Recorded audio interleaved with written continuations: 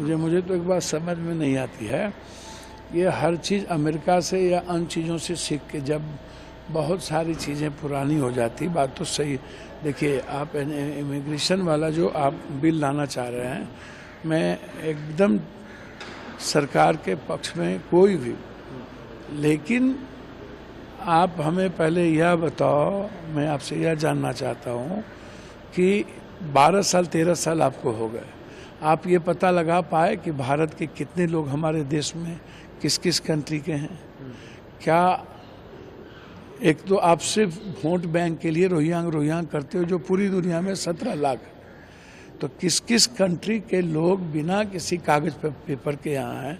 सरकार को तो पहल करना चाहिए कि या तो आप जो लोग लंबे समय से यहाँ हैं उनको आप इमीडिएट यहाँ के नागरिकता के लिए आप व्यवस्थित करो।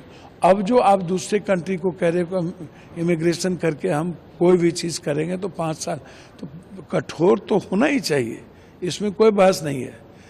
इमिग्रेशन के सवाल पर मेरा मानना है कि हर कीमत पर बाहर से आने वाले लोगों का पता हमारे देश को होना चाहिए।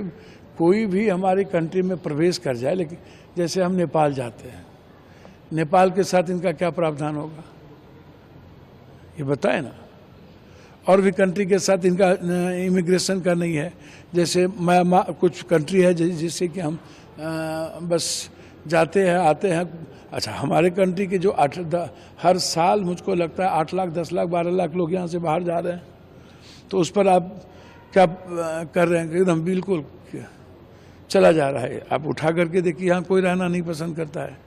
तो एक तो भारत को दूसरे लोगों को जो व्यापार के लिए है उसको आप क्या किस रूप से यहाँ पर लाएंगे, उसको किस रूप से आप रास्ता देंगे? तो इमिग्रेशन तो किसी भी देश के लिए इम्पोर्टेंट है, और मैं समझता हूँ कि निश्चित रूप से इसको व्यापक रूप से चर्चा करके इस बिल को कि इसका और क्या प्रावधान हो सकता है, हमारे कंट्री के लिए भी रास्ता क्या बाहर जाने का हो सकता है, क्या हमारे लोग बाहर जाके कैसे अच्छा बिजनेस कर सकें, और बाहर के लोग हमारे यहाँ आकर के किस तरीके से हमारे कंट्री को डेवलप करने में जो उनकी भूमिका, उसके लिए हमारा क्या प्रावधान होगा, या जो लोग आ रहे हैं कहीं से बचने के लिए उसके लिए क्या प्रावधान। तो इमिग्रेशन का भी कई व्यापक चर्चा के बाद ही कोई चीज़ हो तो ज़्यादा अच्छा है।